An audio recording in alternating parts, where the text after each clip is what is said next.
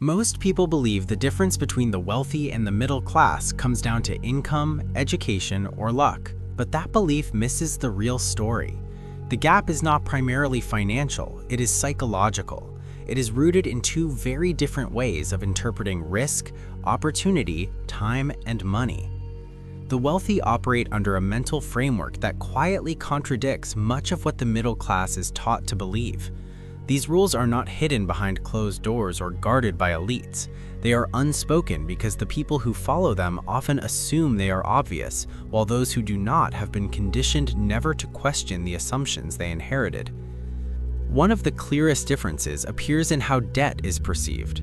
For most of the middle class, debt carries emotional weight. It feels dangerous, irresponsible, or even shameful.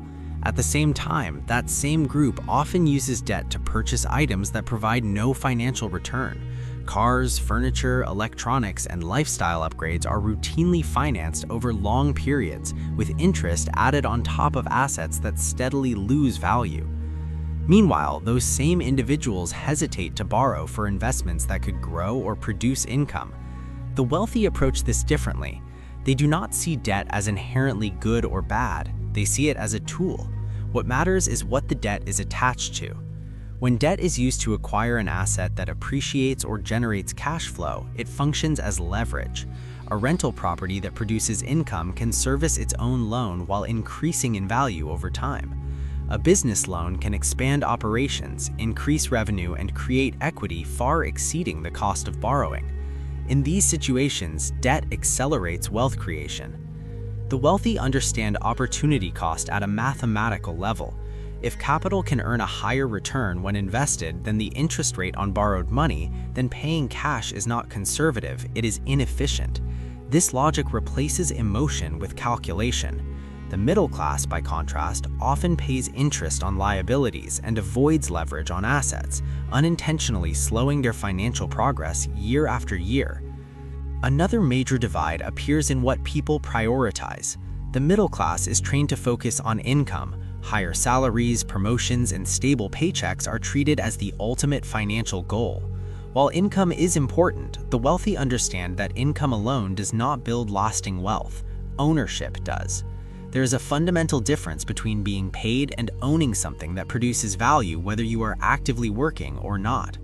Wealth compounds when assets appreciate independently of your time.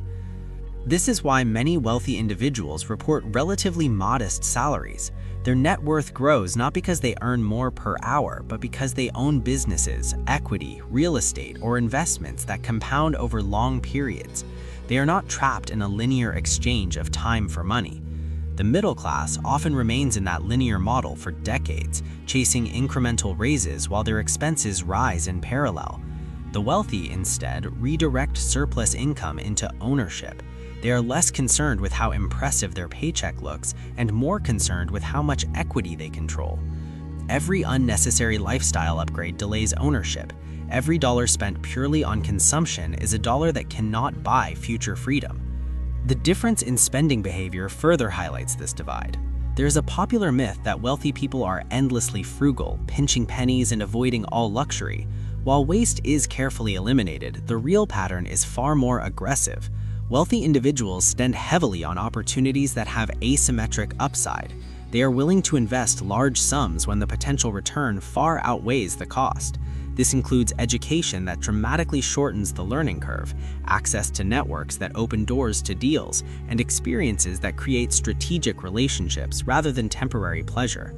They will pay for proximity to people who think at a higher level. They will invest in expertise that saves years of trial and error. They will take concentrated bets on ventures they understand deeply, including their own companies.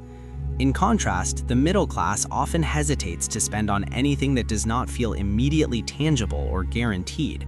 Professional development is seen as optional, while new cars and home upgrades feel justified.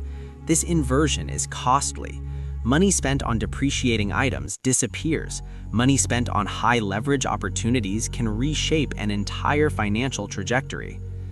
This difference stems from how money itself is viewed. For the wealthy, capital is a tool designed to create more capital.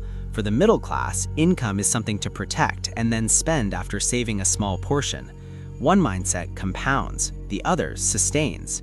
Over long periods, that difference becomes enormous. Market behavior reveals another unspoken rule. Volatility terrifies most people. When markets fall, fear dominates. Accounts are checked obsessively, headlines are consumed, and panic selling becomes common. The wealthy experience this same volatility very differently. They prepare for it. They maintain reserves specifically to deploy when assets are mispriced due to fear. They understand that downturns are not anomalies, they are recurring features of markets, and each one represents a transfer of wealth from those who react emotionally to those who remain patient. This mindset requires more than money. It requires psychological conditioning. You can't buy during chaos if you are fully invested with no liquidity, and you can't act rationally if you equate falling prices with permanent loss. The wealthy separate price from value. They recognize that temporary declines do not erase long-term fundamentals. While the middle class often sells near market bottoms and re-enters after recoveries, locking in losses, the wealthy quietly accumulate assets at discounts. Over decades, this contrarian behavior compounds dramatically. Finally, there is a fundamental disagreement about what security actually means. The middle class is taught to value stability above all else. A steady job, predictable income, and a clear career path are seen as safe. Yet this apparent stability hides fragility. When all financial security depends on a single employer and a single paycheck, risk is concentrated. Job loss becomes catastrophic, not inconvenient. The wealthy optimize for optionality instead.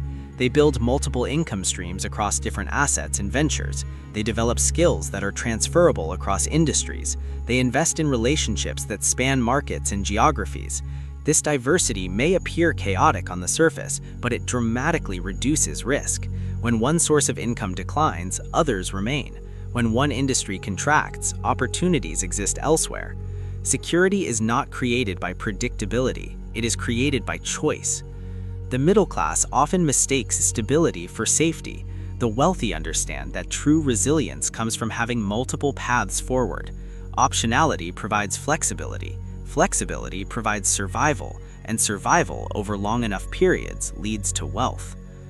When you step back and look at these unspoken rules together, a clear pattern emerges. The wealthy are not playing the same game with better tools. They are playing a different game entirely.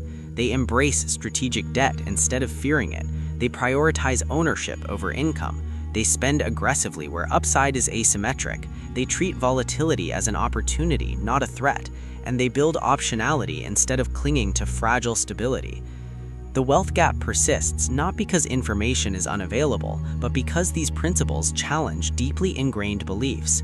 Adopting them requires questioning what feels safe, familiar, and socially reinforced.